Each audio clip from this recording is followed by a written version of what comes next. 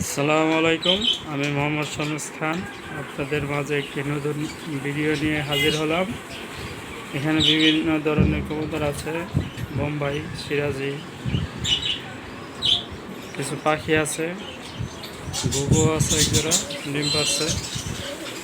এখানে দেখেন সিরাজি আছে, চিলা কবুতর আছে, সোয়াচন্দন কবুতর আছে, কাগজি কবুতর, গিরিবাল আছে বেশি।